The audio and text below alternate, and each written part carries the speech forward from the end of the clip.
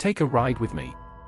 Are you prepared to travel through the Wild West's untamed era on a journey, rife with peril, treachery, and legendary figures who ruled the frontier's lawless lands? Hold on to your hats because today, we're going deep into the heart-pounding realm of the top 3 deadliest outlaws. Number 3. John Wesley Hardin.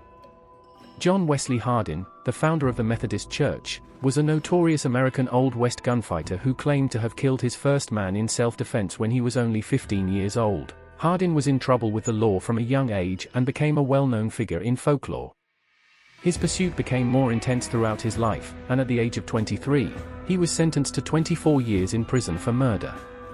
He claimed to have killed 42 persons, while press sources put the number at 27 deaths. While he was imprisoned, Hardin showed an interest in studying law and wrote an autobiography, but it is well known that he frequently embellished or made up stories about his life, taking credit for killings for which there was no proof. Hardin was killed by John Selman in an El Paso saloon just a year after his release from prison in 1894. Number 2. Jesse James. Jesse James, who was born in Missouri in 1847, and hailed from a family that supported the Confederacy and held slaves, joined a guerrilla group with his brother Frank in 1864 when they were teenagers, according to some historians, and many Union soldiers were slain.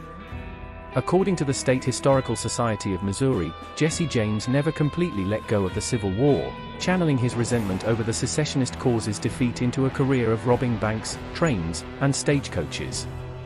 He occasionally viewed himself as a modern-day Robin Hood, preying on Reconstructionists and helping the less fortunate younger gang allegedly committed over 20 bank and train robberies between 1860 and 1882, amassing a total haul of approximately $200,000 while concentrating more on robbing train saves than individual passengers. They were not afraid to ruthlessly kill anyone who got in their way. They allegedly operated across a number of states, from Iowa to Texas to West Virginia. Number 1. Billy the Kid.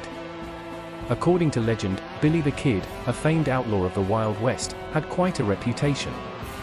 The early years of Henry McCarty, also known as William Bonney or the Youngster, remained a mystery.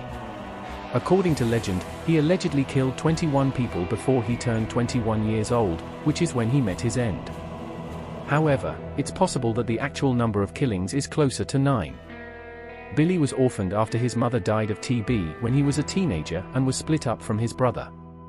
Billy was thought to have been born in New York in 1859, although his family moved about a lot before settling in Santa Fe, New Mexico.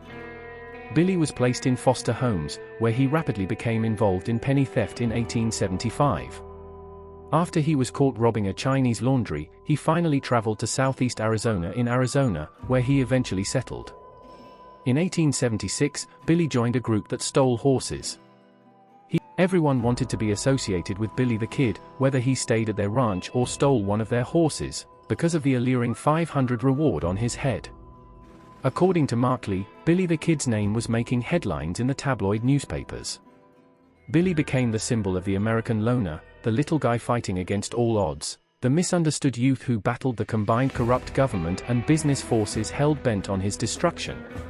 And there you have it, folks, the top 3 deadliest outlaws of the Wild West.